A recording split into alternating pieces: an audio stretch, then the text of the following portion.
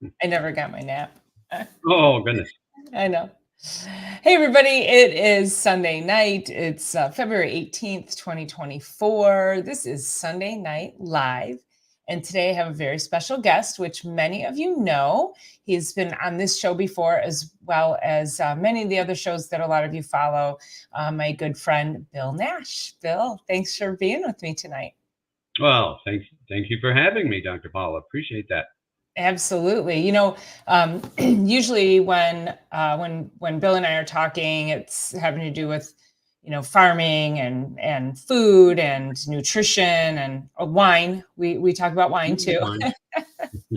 And well, it's interesting. So I've known Bill for many, many years, but we really just started to forge our friendship in this, past year or so. And so it's been, so nice just, getting to know you over this past year and learning more about you and of course being able to tap into your wisdom and all of your knowledge. So yeah. So thank you for being my friend, Bill. Oh, well, thank you. Goodness, yes, it's been very good, and it's always very interesting talking with you. It's Well, we always a do. pleasure.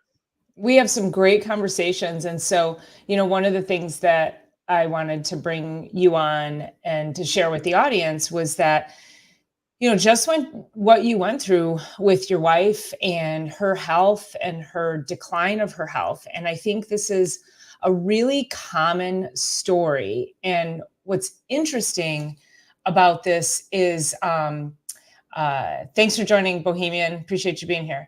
What is really interesting about this story is that usually, and I've been working with people in the health and wellness space for it'll be 26 years coming up in April. And it's usually the husband, it's usually the wife that is leading the charge to get the family healthy and wants everybody to eat better and wants everybody to make these changes, and everybody follows along with mom. And it's usually the husband that comes along kicking and screaming, completely ignoring his health. It's so common among men to ignore what they have going on. So this is interesting with your story, is that seems like it was the exact opposite for you guys and your family, and trying to get your wife to to be a little bit healthier.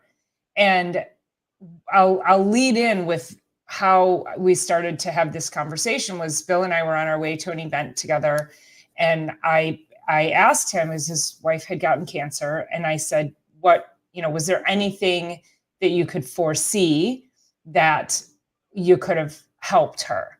And so with that, Bill started to share his story. So I'm going to let you lead into that, and maybe just, start to share with us how this all started to unfold. Like, where did the lessons and the prodding for her start to come in?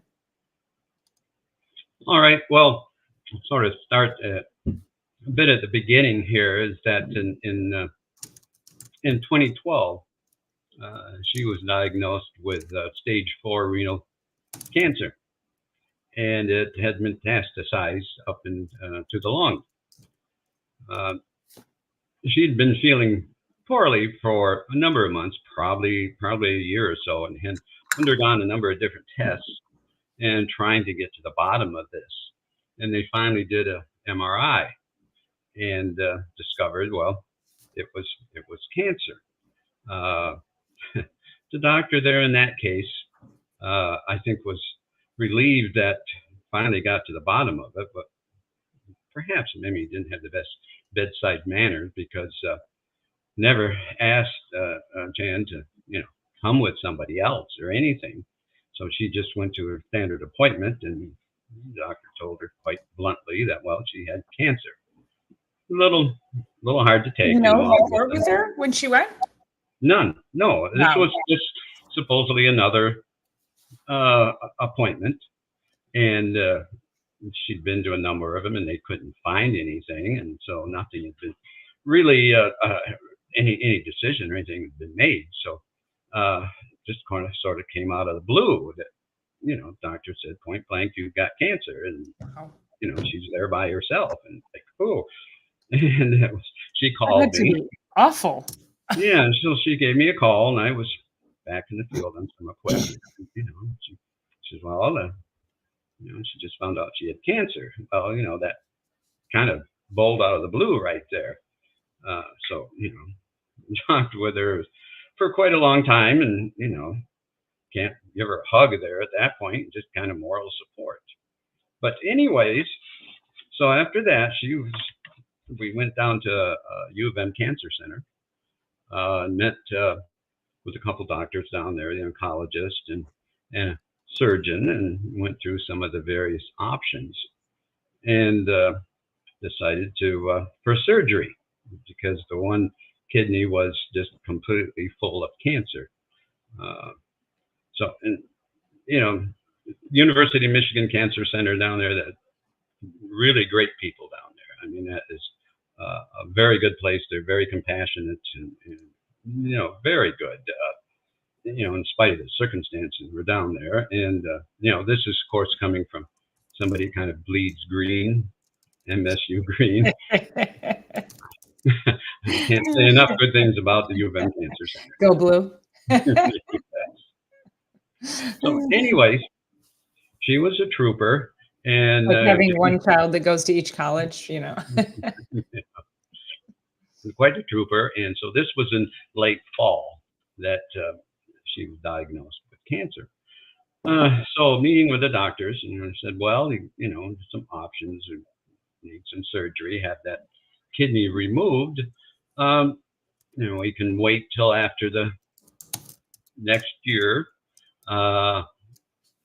until you can have the holidays and what. But she decided, let's get this over with. Let's do it. So she went in and. What stage was it at this point?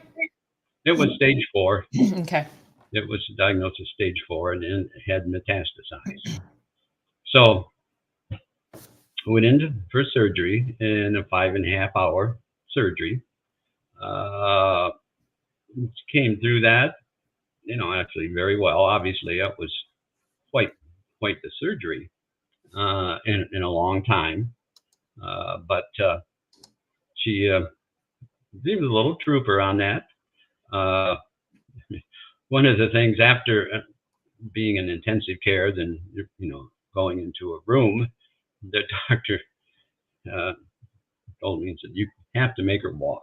She has to walk. That's one of the things. Get up and walk. You got to use those muscles and exercise and what. So we get to the room, and and they brought her down to the bed instead of bringing her in a wheelchair. I said, well, come on, I'll help you walk. You got to walk.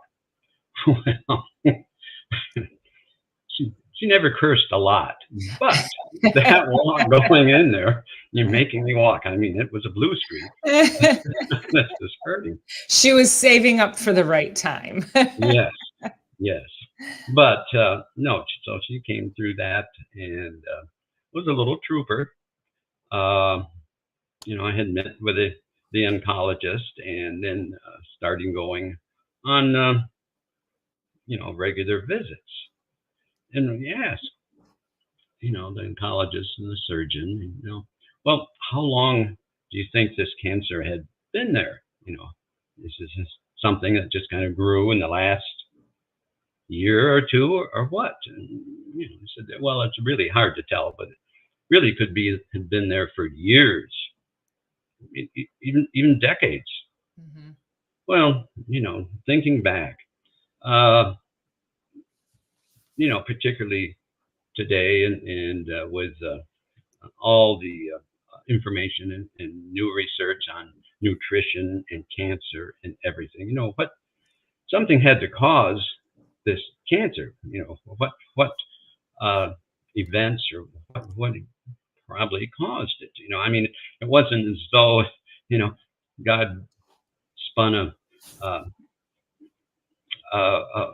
gambling wheel, and her number came up and said, okay, sorry, but you've got cancer. There had to be a reason behind this. Well, yeah, I mean, at some point, what is coming into your body far outweighs your immune system's ability to fight it off. So it's like what is that tipping point, right? Right. So just looking back, she always drank Pepsi. this started back in middle school, back in junior high in East Lansing, and would go down to McDonald's, and the local McDonald's, for lunch, and get a little burger, and always had a Pepsi. Started drinking Pepsi, and she always had Pepsi. Never was one that liked to drink much water, but just Pepsi. And she always here at home, there was always a Pepsi in the refrigerator. Every lunch she would have a Pepsi. For 50 years, basically, she drank Pepsi. And stop and think about it. Is this something that might have caused some problems? We're finding out more and more nowadays how unhealthy these drinks are, these hot drinks are. And so 50 years of drinking Pepsi, is there a correlation? Well, I don't know how you would scientifically prove that, but think about it. Something caused that cancer of the kidneys. Where does all the pop go through? Where is it flushed through? It's flushed through the kidneys. Yeah. So, I think, yes, definitely, there has to be some kind of a correlation there. Yes, whether that can be proven or not is certainly a question, but I think that it is. Well, and it definitely makes you wonder, because we know that soda consumption is dehydrating to the body. There are chemicals in it. It causes more acid formation in the body. The body, when you push it too far one way or the other, you can get disease. And yeah, I mean, it's all speculation, but it's one of those things that it's kind of like, when you hear people and they get sick or they get cancer or something like that, and they were a smoker, right? So this has that same feeling where you're like, well, she drank Pepsi multiple times a day for 50 years. And so I think too, this is why I wanted you to share the story, because I want people to see it. And yeah, we're not sitting here saying that caused it, but when you know that there's something that you're doing probably isn't good for you, would you want to know about it before you were given a diagnosis of cancer? And so I think a lot of people will just walk that path thinking it'll never happen to me. And then when it does, it's like, oh, okay, maybe I should have done something sooner, right? So after she got diagnosed then, and after she had the surgery, what happened after that? Did she go through chemo or anything? Yes. On chemo, a couple infusions, radiation one time, for about 4.5 years. And it was kind of interesting. The oncologist, one of the things he did was, besides all the different chemos and other types of prescription drugs, was, well, better give you on a little vitamin D. Well, duh. You've got a compromised immune system now. Really stand some vitamin D. But it was just, I'm not really sure, but it was just one over-the-counter small little pill. So probably just, 2,500, maybe 5,000. And that was it. And probably if there was anybody that needed a little more vitamin D to help boost that immune system, it's got to be, it was my vitamin wife. D is so foundational for everything. And, tried to eat some little healthier meals, but still love that Pepsi, and still some fast food. We used to garden. Her parents gardened, my parents gardened, so we did garden and ate some out of the garden and did canning and freezing of some of the vegetables.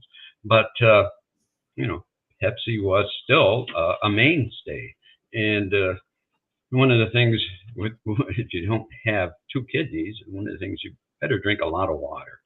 And that was difficult for her. She never drank a lot of water and didn't particularly like it and had to have the Pepsi. So we would put containers and marks on them and like, okay, you've got to drink this much today. How much of this have you drank? But that was one that she had put, which I don't believe is uncommon, but she put a lot of faith into the medical system and society and thought, well, these chemos, this is going to cure her. This will work. And over those years, there were some that did seem to be working for a while. There were some that really had some harsh side effects.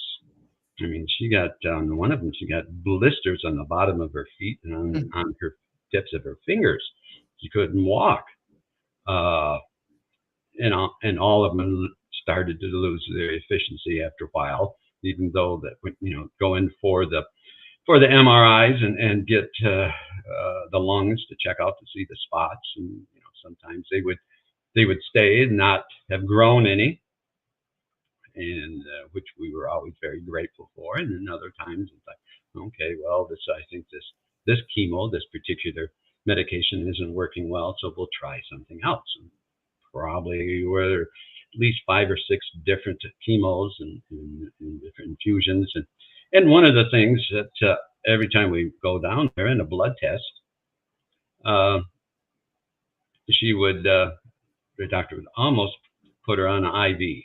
She just couldn't stay hydrated enough because saying you need to drink more water. You've got to have more water. You have one kidney. You really need to keep that kidney flushed.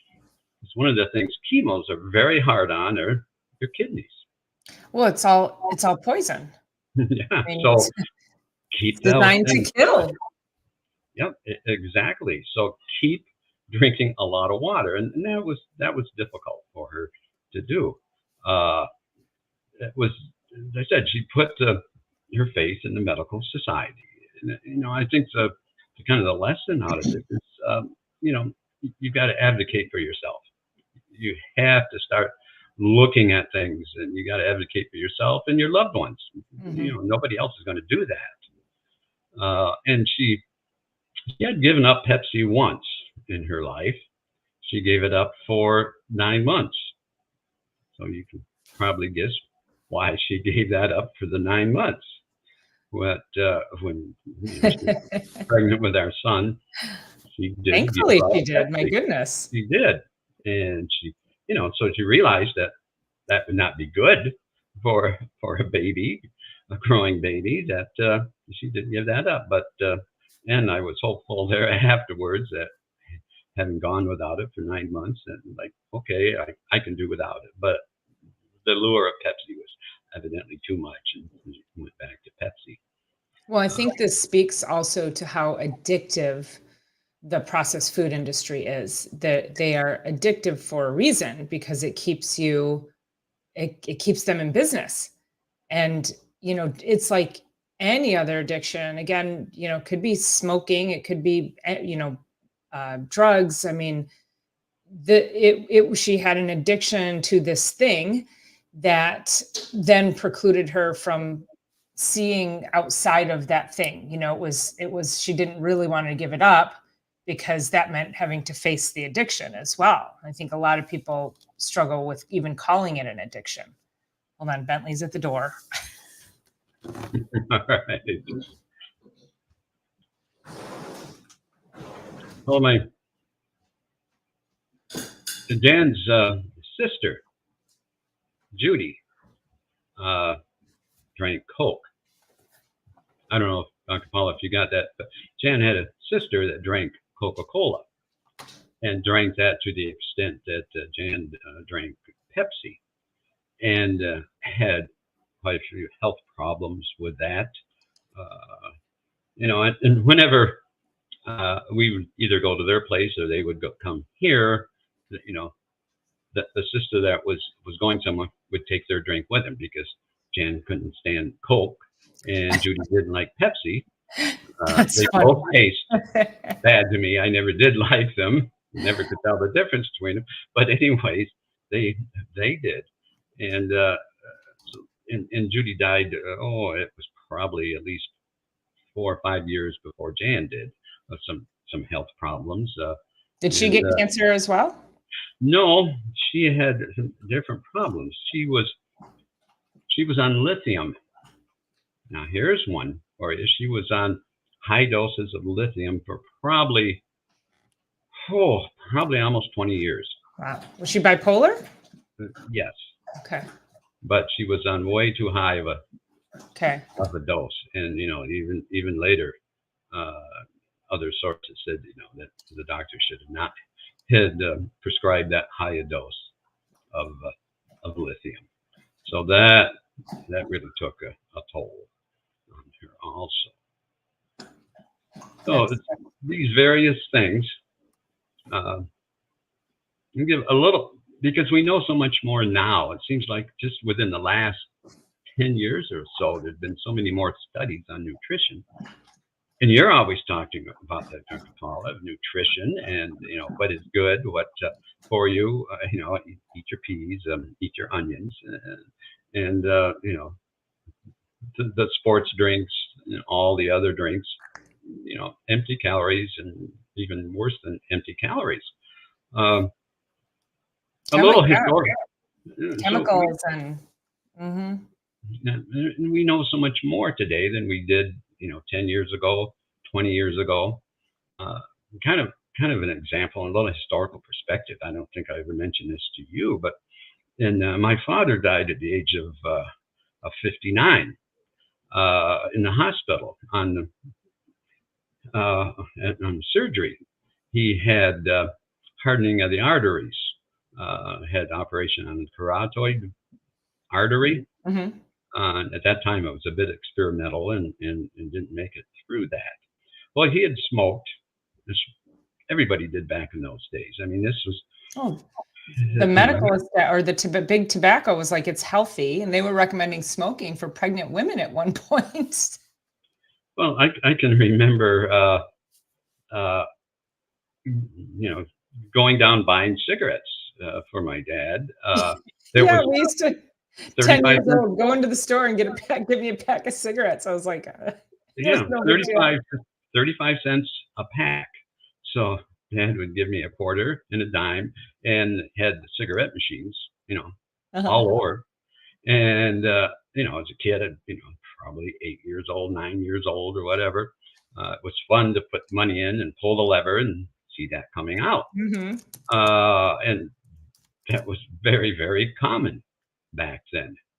And he also had an ulcer, had a couple surgeries for ulcer. He was in education, in administration, and probably a little stressed, but had 2 operations with part of his stomach removed.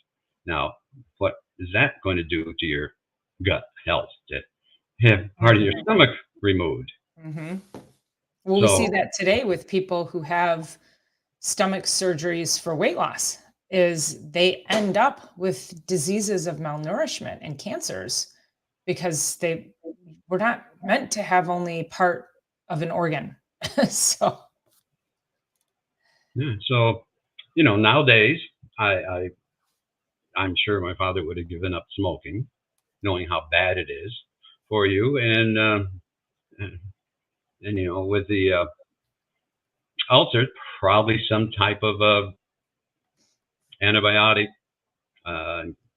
increase your gut health, all of that type of thing, and probably would have lived a much longer life.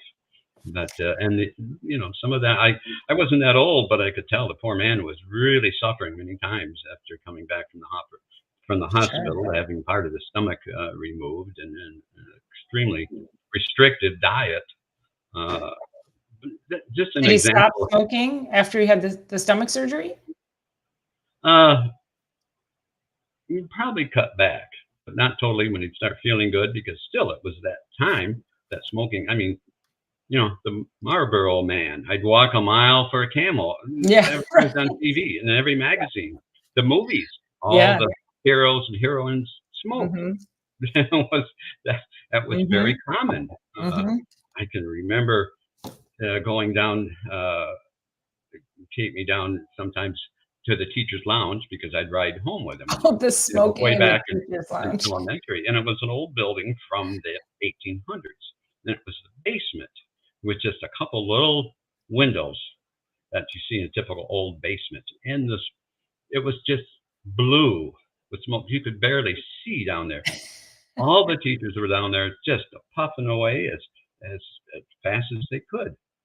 That was common, Yeah, and I remember that now. We had a smoking room for the teacher's lounge. They could smoke in there. yeah, And yeah, they'd come out and it was like, a cloud of smoke coming out. yeah. It's So, crazy. times change. Our knowledge has advanced. We know so much more. We know that the problems that tobacco causes and smoking. So times change, and obviously for the better there. But uh, again, another lesson.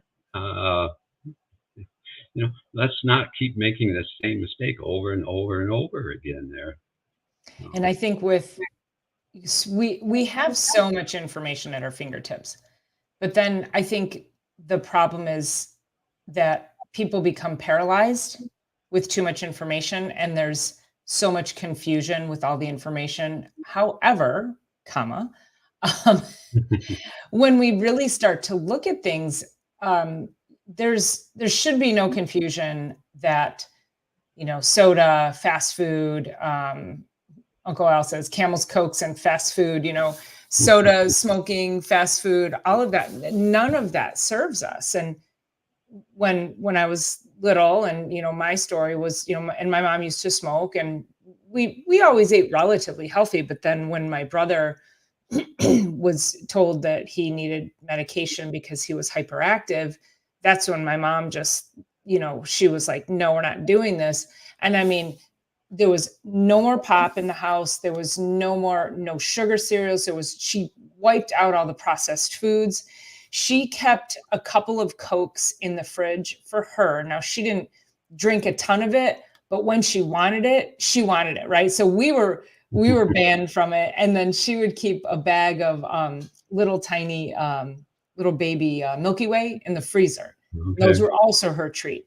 But it would take her months to go through that, right? It wasn't like she wasn't this wasn't like a thing that she was eating multiple of, right? And most of our meals were, in fact, all of our meals were all homemade. We never ate out. We never had fast food. So it's sometimes just those simple things. And even with the confusion, and again, speculation, what did Coke contribute to that? Well, it certainly didn't help it. And like you said, if she's not hydrating, if she's not even drinking water, then how's that one good kidney now supposed to function? And then you're putting more poison in it in the form of chemo and expecting something different.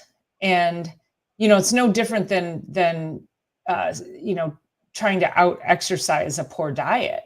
We can never do that. We can't out chemo a poor diet. I mean, we have to just start to filter out these things that, do you really need a case study to tell you that soda consumption or fast food or smoking is bad for you?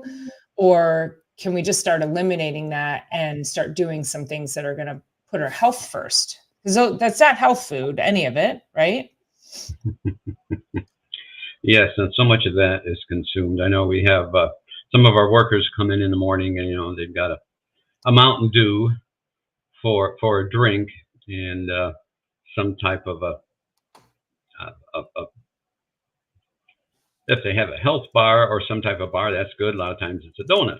So Yeah. and when you're in your 20s, you can probably put up with that for a while, but sooner or later it starts catching up with you. Mhm. Oh, it's so much harder when you get older, right? I mean, it's harder to keep track of your health. And of course, once you hit a certain age that's when all the medicine, right? So once you hit 30 or 40, and then it's like, well, we should put you on high blood pressure medication prophylactically. We should put you on cholesterol medication prophylactically. That it's so rare anymore to find people who aren't on medications past 40 and 50 years old. So and that's, we're not deficient in those things. We don't need these things. That's not the deficiency. So let's figure out what the deficiency is and then go from there and start to heal that up. And that's life changing there. I have a friend of mine who told me a couple months ago. He said, and I work with him down in New Hudson. I mean, not work with him. We're on the same board and we do a lot of activities together. And so he goes, I feel bad going out to lunch or dinner with you. He says, you always eat something healthy and I'm always ordering something bad. And he goes, so I started to not, he said he gave up pop and he gave up fast food. And I haven't told him this yet, but I realized, I saw him the other day and his whole complexion is different. I didn't realize, I still can't necessarily say what I thought his complexion was prior. It wasn't anything I noticed until just 2 months, maybe not even 2 months of no pop, more water, more healthy food. And like his skin is like glowing. He's like, I think he's sick. He's in his mid 60s. But his skin is like glowing now. It's like, it's really incredible when you start to eliminate that and you can, because he probably can't see that. So I have to make sure that I tell him that to make sure that he stays on that path, because if you can see a shift like that so quickly in somebody's complexion, what is it doing to them on the inside, Oh, so very true. And your tastes do change. About a year ago, it was, I just cut out pop. I never really drank that much, but cut it out in fast foods. And I think I was telling you, my son called me and said, you want to have, dinner with the kids? We're going to be in Perry and we're going to be at McDonald's. We don't have time to go on any other place. I thought, okay, all right. Yeah. I want to see the grandkids.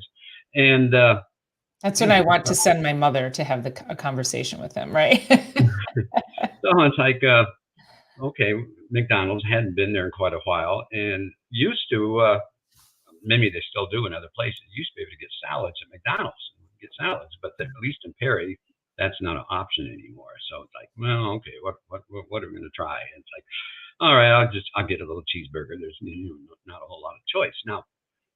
I don't know, my taste changed that much because it used to be that, I kind of liked them, but it was like, this isn't good. Taste doesn't taste good anymore. So, your tastes change.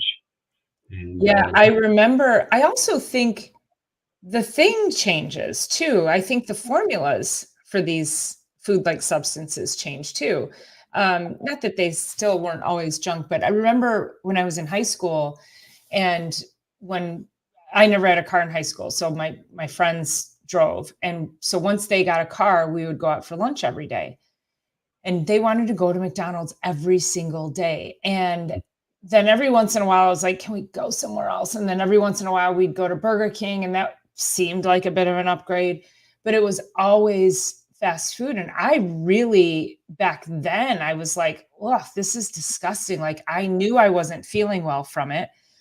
And so I started bringing my lunch and then going out to lunch with them, and I would eat my lunch at McDonald's. I would eat my homemade lunch at McDonald's because I just couldn't do it anymore. It was so disgusting. And I'm thinking, oh gosh, I remember I used to love Big Macs. I loved McChicken sandwiches. And I just want to remember how good I think they were. Yes. I just want to carry that memory with me, Yeah. Keep the memory. Don't destroy it, I guess. Yeah. I would not, I couldn't, I don't even think I could smell it. I do, every once in a while, I do go into McDonald's to get their iced tea because they have that brewed black tea that is so good, but that's about it. And I go in there and it's everything I can do to get out because it's so stinky, just. Yeah. I like Wickershire's comment there. He's talking about the fermented food. There's over there in China, in Beijing, to a chestnut meeting, and we would most of the people there at that meeting, of course, were Chinese. So and the food buffet and everything was Chinese, obviously. Uh, and you talk about fermentation. Yes, fermented flavors. There were a lot of fermented flavors there, which can be a little bit odd to the American taste. Some were, some were fine, and others were actually quite unusual in their fermentation. So that's just kind of an interesting little side note there. Well, and yeah, I think they ferment just about everything, don't they? I mean, Oh, they that's do. yeah, I mean, so there are a lot of different flavors of fermentation. It yeah. wasn't just one. Obviously, a lot of it, some fish, but then again, tofu and everything. A lot of fermented dishes. Well, and the Asian countries did not have an obesity epidemic until our US They'll, companies they'll have started going food. over there. And now they have the heart disease and the obesity like we do here in the United States. We're like I could look this up. We're in the 30s for mortality. We're one of the most developed countries in the world, and yet we're super low on the mortality rate, meaning people die for all these like weird chronic diseases. Like it's like just natural for people, or common, I should say, for people to be dying of heart disease and cancer and strokes. And I think properly prescribed medications is the number 3 cause of death in the United States. I mean, our medical system's an abomination. So, for your wife, and I'm sure she's not alone in this, is that you get scared. That's a very scary diagnosis. So you want to follow the advice of the doctors.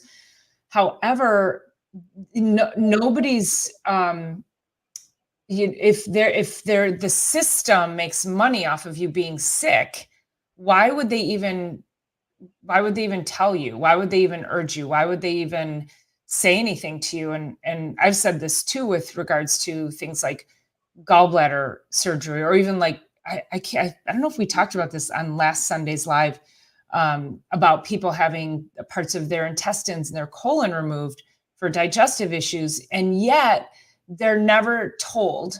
They're like, okay, you're fine, go on about your way. But they're never told what do they need to do now, and how do they counteract why those organs went bad to begin with.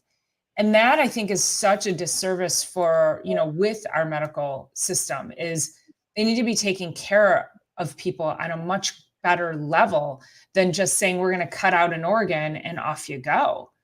That doesn't serve anybody. Yeah, it's the old adage of ounce of prevention is worth a pound of cure. Mm-hmm. Yeah. It's so very true with everything.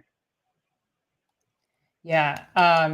And I guess too, that's where it's like, even if you're bought into the medical system, you're just hoping, like, that's a big Hail Mary to say, I'm just going to continue on with my poor habits and hope that this medicine that they're going to give me is enough to kill and support my poor habits as well. I have a friend of mine that had been dealing with, I think it was liver cancer.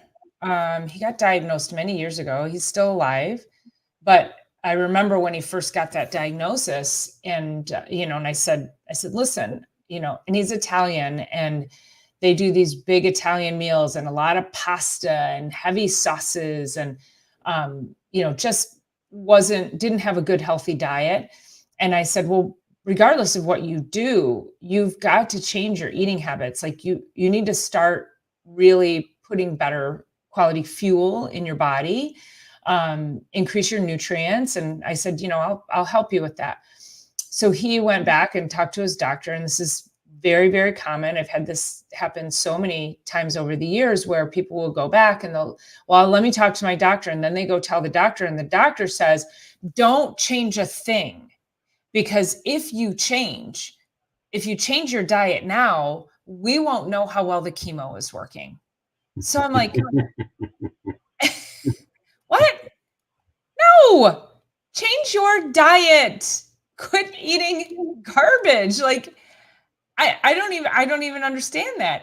And if you do change your diet, is it possible that maybe you won't need the chemo, or you won't get that diagnosis, or, don't wait for a crisis to happen. And that was, one of the reasons I wanted to have you on, because, this affected your whole life and your family. And, I'm sure she wasn't, how old was she when she died? She wasn't that old. She's 65. Yeah. I mean, that's not very old. So, and to miss out on her grandkids and, Yeah. the life you guys built. And so, I just really want to impress upon people that, when you're confused, you can still put the microscope and say, there are things I can do, and there are things I can do better for myself. So, yeah. Yeah. Advocate for yourself. Mm-hmm. You Yeah. have to do that. Mm-hmm. Did she ever give a reason why she wouldn't even drink more water? Oh, not really. It was just that never had drank that much. And, I think that I've run across some people that just flat out said they don't like to drink water. They'll drink tea, they'll drink coffee, they'll drink anything, but they just really don't like water, which is kind of hard to believe. I mean, I've gotten that too. water's pretty tasteless. I mean, Mhm. particularly if you get a distilled water or something, there's hardly any really flavor to it. So, why you can't drink more water when we are such a high percent of water, and that's, one of the very basic needs. We need water. Mhm. That some people just do not want to drink water. Always seemed a little odd, but some people definitely have their own tastes. Well, I wonder, I've wondered that for years. I think I need to dig a little deeper into that, is that because I agree with you, it's really tasteless, but what is it that they must be tasting something, or they're so used to the flavor of whatever the sugar or sweet thing is that they're drinking, that when they drink water, that lack of flavor is off-putting. But again, if you start drinking water at a young age, then you're just used to that, right? And I think too, like for her, when she gave up pop for 9 months, her taste probably changed. Maybe when she went back to drinking Pepsi, she may have been like, her palate was probably real hypersensitive. It was probably real sweet when she went back to it, but Probably, then yeah. just desensitized herself. So this traveling salad recipe, I travel with, I travel with vegetables all the time. Yeah. And then I get made fun of. You guys have heard me say this before. I get made fun of for the fact that I will carry a cooler with all kinds of healthy stuff in it. And then, but then when you're hungry, guess who you come to? That wonderful smorgasbord. It's in that Right? drawer. Bill knows my smorgasbord. Yes, Bill has been around for my smorgasbord. That's right. Homemade hummus and fresh sliced cucumbers, and oh yeah. And Kenny, and I'm sure I saw earlier, everyone is, saying very sorry for your loss, and it's tough. Well, Kenny, I certainly thank you, but that definitely is not the reason I came on here. Certainly not looking for sympathy. Really don't want sympathy. I mean, in this world with all the strife, with the wars and the natural disasters, there's been so many people that have suffered and are suffering far worse things than I have. It's basically that if you can prevent this, if there's a lesson to be learned, so that you don't have to go through this. You don't have to watch your loved one die. You don't have to, get up in the middle of the night and administer liquid morphine to them until they don't need it anymore. Then, then this will be worth it. Somebody hopefully can do this and avoid this. Yeah, I think that's so true. I mean, again, being a caretaker, so difficult. But then watching your loved one go through that. My a friend of mine is in California right now. Her mother-in-law is dying, but has been, on the track for several years now, just wanting to sit in a chair and not move. And now she's in the hospital, and it's only a matter of time at this point. But it's so hard to watch loved ones go through something like that. And yeah, and that's why, I appreciate you coming on here, because I know that's where your heart is at, is that if you can help even just one person avoid what you went through and your family, then we're doing our work, right? We're doing our job. So that's very true. And Kenny, I want to thank you again, but I really do consider myself one of the luckiest people around. I consider myself a very lucky man. I mean, I'm here on the family farm. My son's back with me, working and pushing things along. I have a fantastic daughter-in-law and two wonderful grandkids. You either, in situations when you lose a loved one, either what are you going to do? Crawl in a hole and feel sorry for yourself until you die, or get on with your life. Mm-hmm. If the roles had been reversed, I would certainly have wanted my wife to get on with her life and keep going, not retreat back into a dark world and feel sorry for yourself. You simply cannot do that. So. Well, and that's such a great point, because, and also, you guys have seen Bill around here long enough now that, Bill, you are, probably one of the most optimistic people that I know, which is why it's always such a pleasure to be around you.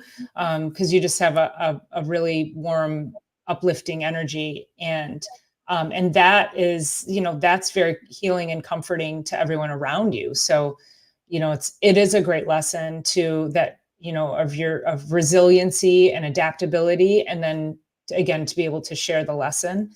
I have patients who, one in particular that I'm thinking of through this is, her mother passed away a year and a half ago, I think. And it was very difficult on her, but about a year later, she was eating herself into oblivion. I mean, she was gaining weight. She was feeling terrible. She was having heart palpitations when she first came to see me. And we were detoxing with her and working on diet, and her mom was still alive at this point. But then her mom passed away, and she just went headfirst into the proverbial plate of donuts. And she admitted to me, she said, I'm just still in such grief over my mother. And I said, it's been a year. Do you really think your mom wants you to derail your own health because she passed away? Like, that is, you've got, and that's where, okay, enough already. Exactly. And that's where my tough love comes in with people, because I'm like, you are now putting one foot in the grave. And she's younger than me. She's like 52, something like that, So yeah, I mean, grief can be, it can be can really derail people. But I think we have to really remind people that stay optimistic, and that person may pass, but you have got to you're still here on this earth. So what greater thing can you be doing? Very true. There's a time to grieve and time to live. So I feel like that's a song, isn't there? What's from the 70s, late 70s? Yeah. And that too is where, yeah. Oh, that's so funny. No, make them eat the healthy sandwiches. Should have wrapped them up in a McDonald's wrapper. There you go. Yeah. Yeah, there you go. That's how you fool them. Yeah.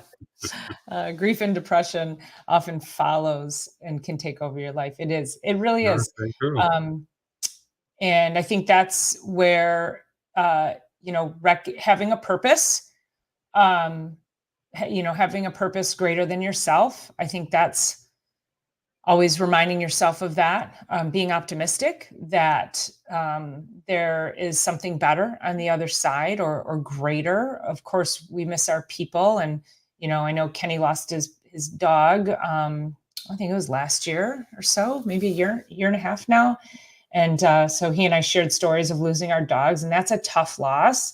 They But become part of, again, it's what's that? they become part of the family. Yeah. So They we do. have loss all around us. I have a couple of friends who his mom, so her mother-in-law, she passed away. It's been just over a year. I think it's been about a year and a half, actually.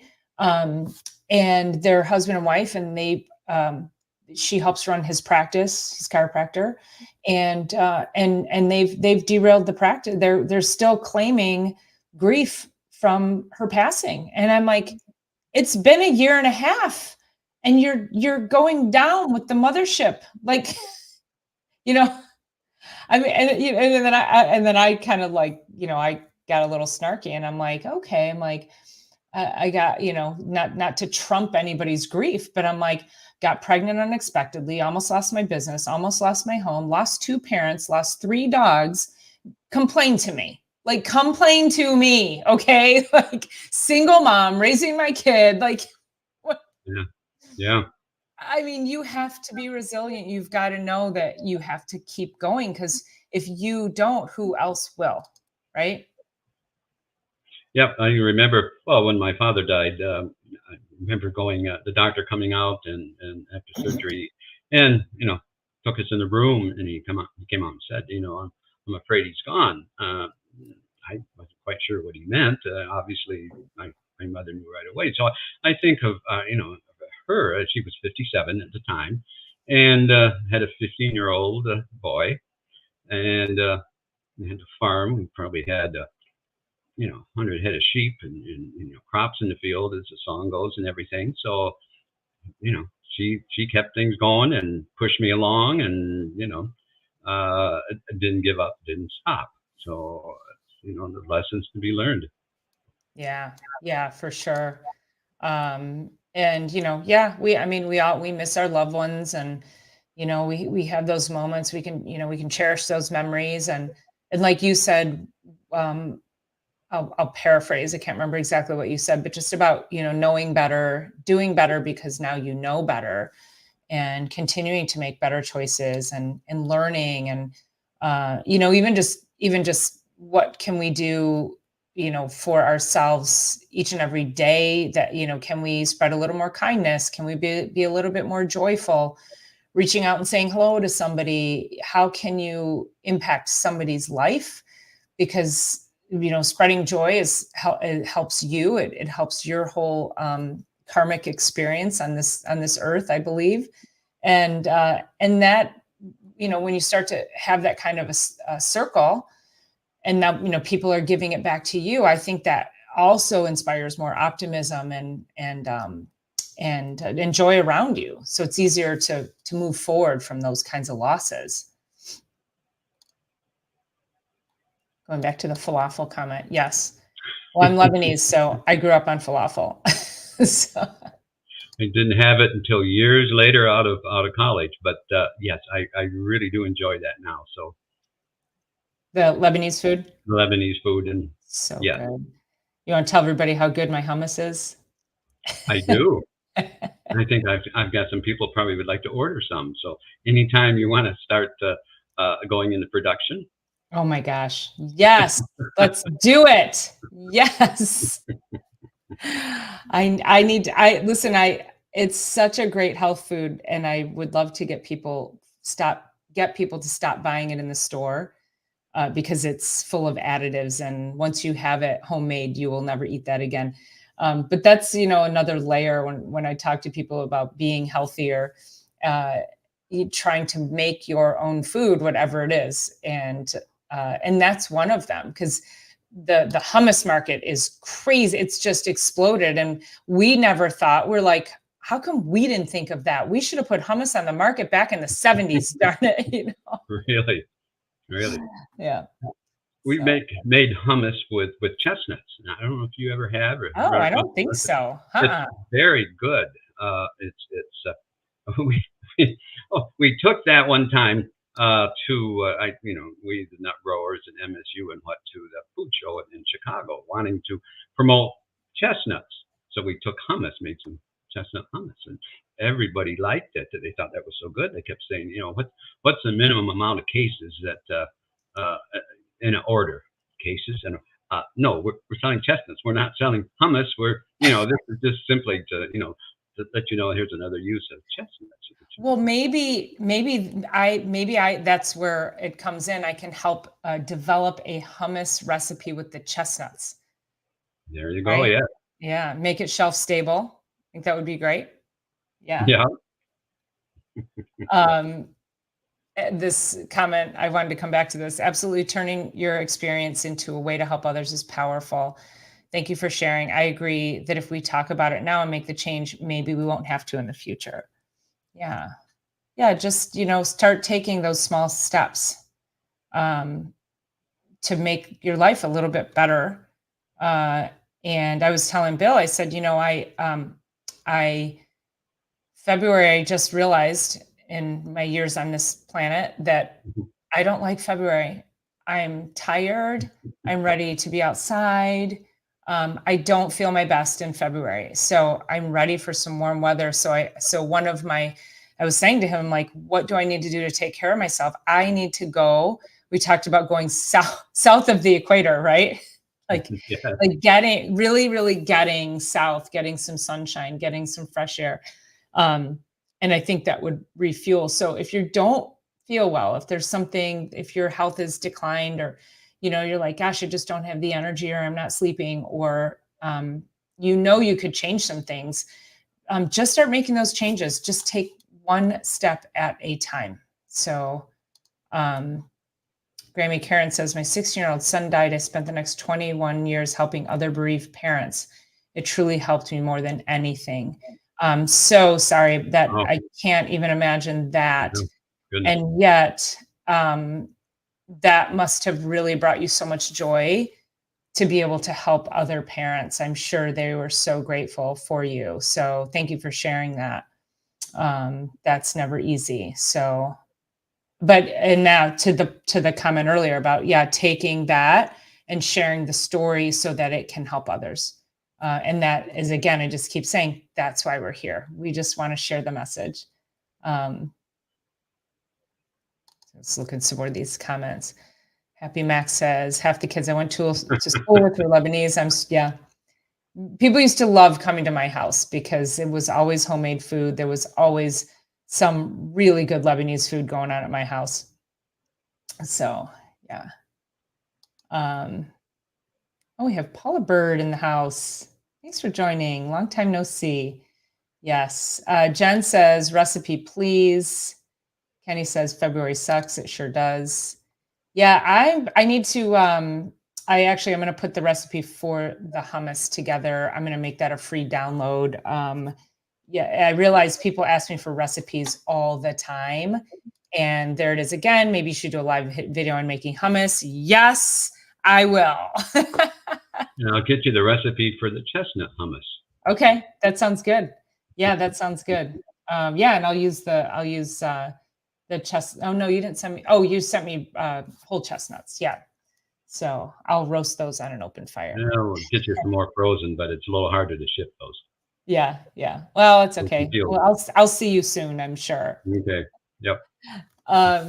So I think we're at 6:59. It was such a great conversation. Always good to catch up with you, and just super grateful that you wanted to come on, share the story. I always say that we can't care more than someone else. So we certainly can dig in and try to shake some sense into people that we love. And there's just going to be some times when that's not going to happen. So, but if we can impact somebody else's life and help them start making better decisions in their lives to be healthier, then our mission here is done, right? Well, we'll be back, I'm sure. So, Kenny wants to know if I'll be. Kenny said he would watch videos of me boiling water. So, you guys are very, very welcome. So, all right, you guys, thank you so much, and appreciate all your questions and engagement.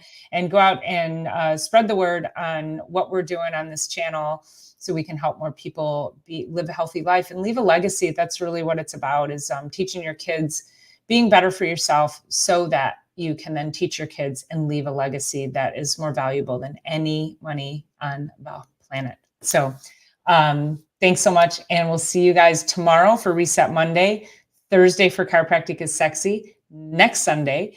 And next Sunday, I'm going to have a holistic dentist on. You guys are going to be blown away by what she and I have been doing together. So please make sure you mark your calendars. I'm going to be promoting that all week because it's really important work that she and I are doing. So, all right, we'll talk to you soon. Thanks for being here. Good night.